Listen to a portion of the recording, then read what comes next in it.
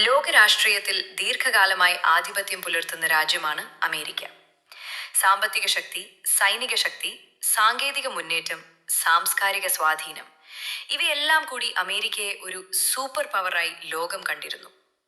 എന്നാൽ ഒരിക്കൽ ഈ ശക്തി തളരുകയോ തോറ്റോടുന്നു എന്ന രീതിയിൽ ലോകം കാണാൻ തുടങ്ങുകയോ ചെയ്താൽ ആ കാഴ്ചപ്പാട് വലിയ മാറ്റങ്ങൾക്ക് വഴിതെളിക്കും. ആദ്യമായി ലോകരാജ്യങ്ങളുടെ വിശ്വാസത്തിൽ മാറ്റമുണ്ടാകും. ഇന്നുവരെ പല രാജ്യങ്ങളും സുരക്ഷയ്ക്കും സാമ്പത്തിക പിന്തുണക്കും അമേരിക്കയെ ആശ്രയിച്ചിരുന്നുവെങ്കിൽ അതിൽ കുറവ് വരാൻ സാധ്യതയുണ്ട്. അമേരിക്കയുടെ തീരുമാനങ്ങൾ നിർണായകമാണെന്ന ധാരണ മാറുകയും മറ്റ് ശക്തികൾക്ക്, ചൈന, റഷ്യ പോലുള്ള രാജ്യങ്ങൾക്ക് പ്രാധാന്യം കൂടുകയും ചെയ്യും. രണ്ടാമതായി, അന്താരാഷ്ട്ര രാഷ്ട്രീയത്തിൽ ബഹുസ്വരത കൂടുതൽ ശക്തമാകും.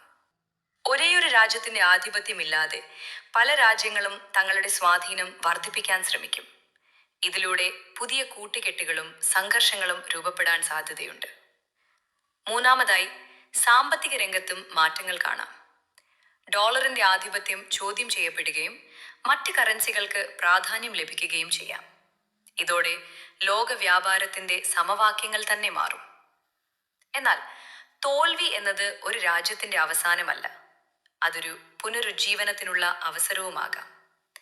ചരിത്രത്തിൽ പല ശക്തികളും ഉയർന്നും താഴ്ന്നും പോയിട്ടുണ്ട്.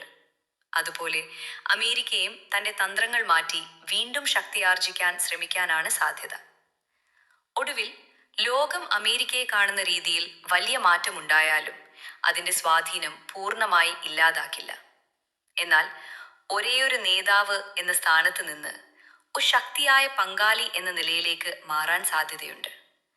ഇത് ലോകരാഷ്ട്രീയത്തിൽ കൂടുതൽ സമത്വവും ഒരുപക്ഷെ കൂടുതൽ അനിശ്ചിതത്വവും കൊണ്ടുവരും.